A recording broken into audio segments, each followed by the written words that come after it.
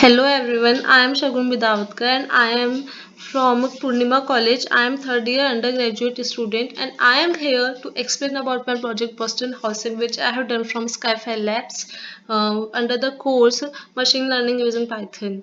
Okay, so I have written my code here. I am going to explain it. So starting from the code, I am importing the basic libraries. NumPy is used for working on the arrays. Pandas is for data. Matplot is used for working on the graph. And from sklearn, I am using load Boston to import the data set. Mean square to evaluate a model.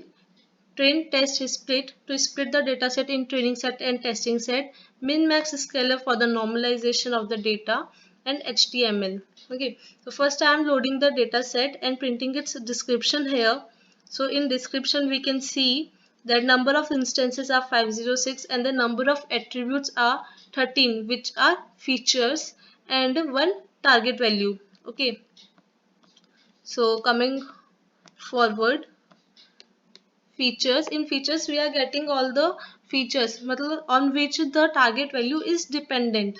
Okay, so I am printing the feature in the form of the data frame by using the pandas. Okay, we can see the feature data frame here. Similarly, we are making the data frame for the target value and printing the target data frame.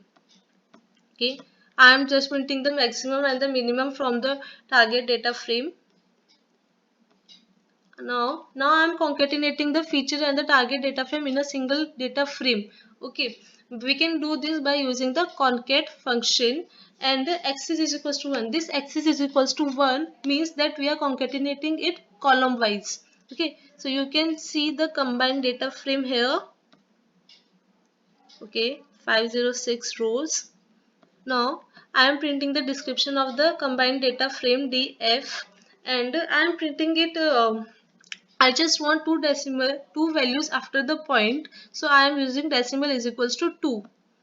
Okay, so for the correlation, I am finding the correlation of the each and every feature with the target by using the method Pearson.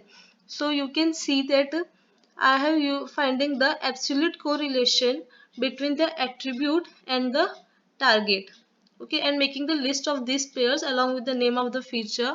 Now I am sorting these list on the descending order, and I am plotting it in the form of bar graph by giving the x-axis name attribute and the y-axis correlation with target. You can see here that LSTAT is in maximum correlation with the target. Okay, so I am taking LSTAT in x and y as target. Okay, so here x is input and the y is output. Basically we can see it as, okay, so we can see that before normalization our y data is like this, and we will going to perform the normalization here. X scalar is equals to min max scalar. We are performing normalization here. Okay, so performing the normalization in the on the x data and the y data, we can see the difference before normalization and after normalization. Okay, it provides a specific range to the data. Okay, now I am splitting my data set in the training set and the testing set. Here I am getting x train, x test, y train and y test.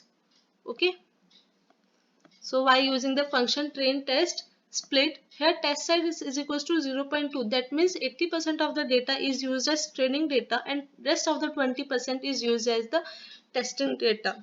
Okay, from sklearn model, I am using linear regression, which is a model. It is a supervised learning model. So I am making an object of this linear regression class. I am training my data on the basis of the x train and y train. We are getting, now I am checking the coefficient of the model. We are getting the coefficient that is minus 0.788. You can see it here. Okay, now making the predictions. To get the prediction from the model, we can use the function predict and provide the test case, input test case in it. Okay, now plotting the our predicted value and the actual value in the form of graph.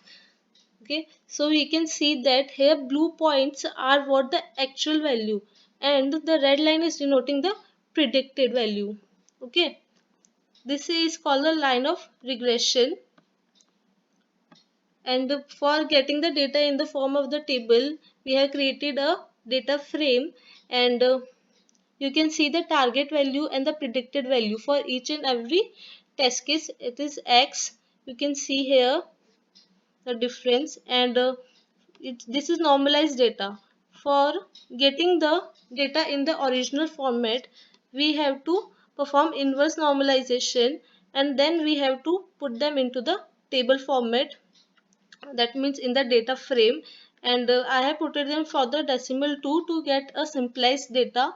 And now I am calculating the mean square error. This is for the evaluation of the model, that how accurately my model is working.